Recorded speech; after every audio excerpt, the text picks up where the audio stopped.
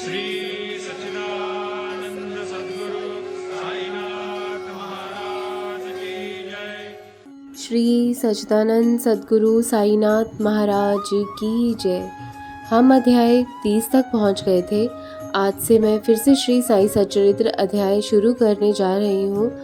मुझे अध्याय बीच में रोकने पड़े थे क्योंकि मेरी भाभी हैं जो एक्सपायर हो गई हैं, वो अब इस दुनिया में नहीं रही हैं।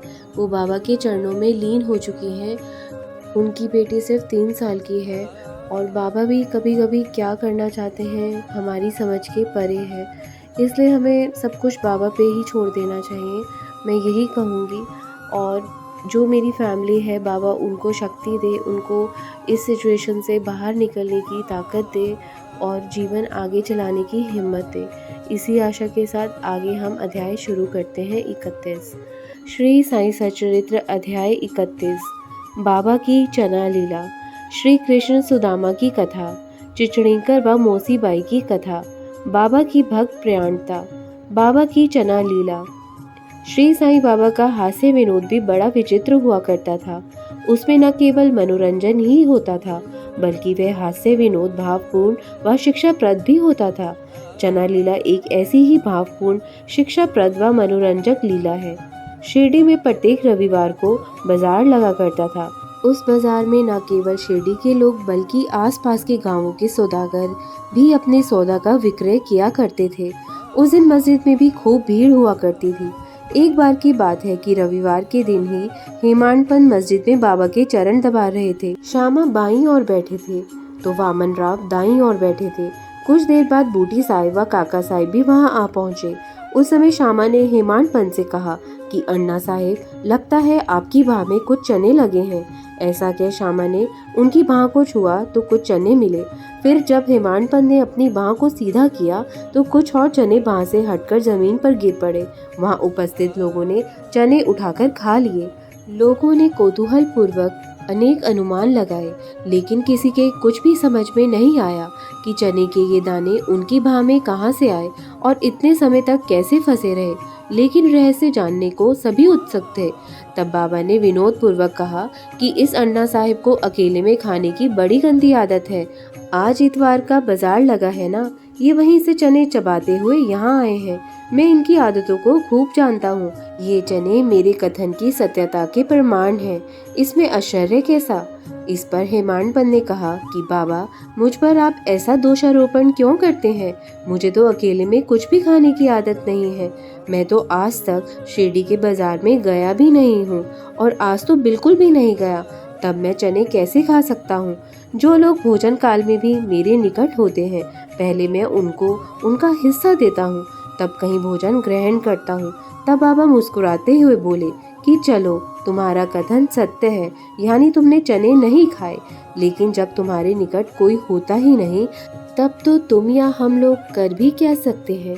फिर वे बोले कि अच्छा, ये बताओ कि भोजन करने से पहले क्या तुम्हें मेरी याद आती है? क्या मैं सदैव तुम्हारे साथ नहीं रहता? तब फिर क्या पहले मुझे अर्पण करने के बाद तुम भोजन करते हो? मनोविनोद के दौरान ही बाबा ने यहाँ एक महत्वपूर्ण शिक्षा दी है जिस पर विचार करना चाहिए।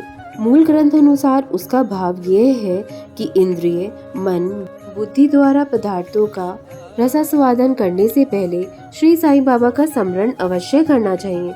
उनका स्मरण ही एक प्रकार से अर्पण विधि है। इंद्रियों के विषय पदार्थों का अर्पण कर देने से उनके प्रति आसक्ति नहीं रहती, गुरु प्रेम में वृद्धि होती है। श्री साईं स्मरण से ही ज्ञान वृद्धि हो जाती है और दैहिक बुद्धि का नाश हो जाता है। वास्तव में गुरु और परमात्मा या ईश्वर एक ही हैं, उनमें कोई भेद नहीं है। गुरु सेवा से ईश्वर की कृपा प्राप्त होती है, इसलिए गुरु व ईश्वर को अर्पण किए बिना हमें पदार्थों का रसास्वादन नहीं लेना चाहिए। श्री कृष्ण सुदामा की कथा। जब हेमाडपंत उपरोक्त घटना का वर्णन मूल ग्रंथ में कर रहे थे, तब उन्हें श्री कृष्ण सुदामा की कथा भी स्मरण हो आई, जिसका उन्होंने ग्रंथ में भी वर्णन किया है। ये कथा भी उपरोक्त नियमों अर्थात ईश्वर गुरु को अर्पण करने की पुष्टि करती है। हालांकि श्री कृष्ण सुदामा की ये कथा सर्वविदित है, फिर भी प्रसंग अनुसार यहाँ उस कथा का वर्णन करना उचित है। कथा है कि श्री कृष्ण अपने ज्येष्ठ भ्राता बलराम व सहपाठी सखा सुदामा के साथ सांदीपन ऋषि के आश्रम में रहकर विद्या अध्ययन करते थे। एक बार श्री कृष्ण व बलराम लकड़ियां लाने जंगल में गए। तब ऋषि पत्नी ने सुदामा को भी लकड़ियां लाने जंगल में भेजा और तीनों के हिस्से के चने सुदामा को दे दिए। जब श्री कृष्ण व सुदामा की आपस में भेंट हुई तो श्री कृष्ण ने सुदामा से कहा कि दादा, मुझे थोड़ा जल दीजिए, जोर की प्यास लग रही है। तब सुदामा ने कहा कि भूखे पेट जल पीना नुकसानदायक होता है, इसलिए पहले थोड़ा आराम कर लो। लेकिन चने के बारे में सुदामा ने ना तो श्री कृष्ण को कुछ बताया और ना ही उनका हिस्सा उन्हें दिया। श्री कृष्ण को थकान हो रही थी, अतः वे सुदामा की गोद में अपना सिर रखकर गहरी नींद सो गए।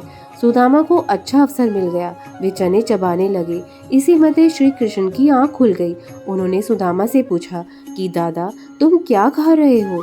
सुदामा ने उत्तर दिया कि खाने को यहाँ रखा ही क्या है, मैं तो सर्दी के कारण कांप रहा हूँ, जिससे दांत भी कड़कड़ा रहे हैं। तुम ही देखो, मैं विष्णु सहस्त्र नाम का उच्चारण भी ठीक से नहीं कर पा रहा हूँ। सुनकर श्री कृष्ण ने कहा कि दादा, मैंने अभी अभी स्वप्न में देखा है कि एक व्यक्ति दूसरे व्यक्ति की चीज खा रहा है। जब दूसरे व्यक्ति ने उससे पूछा तो पहले व्यक्ति ने कहा कि मैं तो धूल फाँक रहा हूँ। तब दूसरे व्यक्ति ने एव मस्तु अर्थात ऐसा ही हो कहा। फिर श्री कृष्ण बोले कि दादा, यह तो स्वप्न की बात है, मुझे विश्वास है कि तुम मेरे बिना अन्न का एक भी दाना नहीं खा सकते, लेकिन थकान अधिक होने के कारण मैंने वैसा ही पूछ लिया था। सभी जानते हैं कि सुदामा श्री कृष्ण के घनिष्ठ मित्र थे, फिर भी ऐसा आचरण करने के कारण उन्हें शेष जीवन दरिद्रता में गुजारना पड़ा था। लेकिन सुदामा की पत्नी सुशीला द्वारा उन्हें सूखे चावल देने पर, वही श्री कृष्ण को भेंट करने पर श्री कृष्ण ने उन्हें स्वर्ण नगरी दे दी थी। जो एकांत में किसी के हिस्से की वस्तु का सेवन करते हैं, उन्हें यह कथा स्मरण रखनी चाहिए। श्रुति का भी कथन है कि ईश्वर अर्पण करने पर ही किसी पदार्थ का उपभोग करना चाहिए। श्री साईं बाबा ने मनोविनोद के दौरान ही यह उत्तम शिक्षा हेमाड पंत को दी। चिचणीकर व मौसीबाई की कथा। अन्ना चिचणीकर, जिनका मूल नाम दामोदर घनश्याम बावरे था, बाबा के परम भक्त थे। स्वभाव से वे सीधे, निर्भीक और व्यवहार से वे रूखे थे। कोई भी बात उन्हें सहन नहीं होती थी। मन में कोई कपट नहीं था। जो कुछ कहना होता था दो टूक कह देते थे। पैसे के बड़े लोभी थे। उनका सारा व्यवहार नगद में होता था। चिचणीकर के ऐसे स्वभाव के कारण ही बाबा भी उन्हें विशेष प्रेम करते थे। एक बार की बात है कि मस्जिद में सभी भक्त स्वेच्छा अनुसार बाबा के अंग दबा रहे थे। बाबा कंधे पर हाथ रखे बैठे थे। दूसरी तरफ वेणुबाई काजलगी नामक एक वृद्ध विधवा भी उनकी सेवा कर रही थी। बाबा उन्हें माँ कहकर पुकारते थे, जबकि अन्य भक्त उन्हें मौसी बाई कहते थे। मौसी बाई भी निर्मल हृदय की महिला थी। उस समय वे दोनों हाथों की उंगलियों को मिलाकर बाबा के शरीर को मसल रहे थे। जब वे बल प्रयोग कर बाबा का पेट दबाती तो पेट व कमर एक हो जाते थे। दबाव के कारण बाबा भी इधर उधर होते जाते थे। अन्ना चिचणीकर भी बाबा की दूसरी ओर सेवा में व्यस्त थे।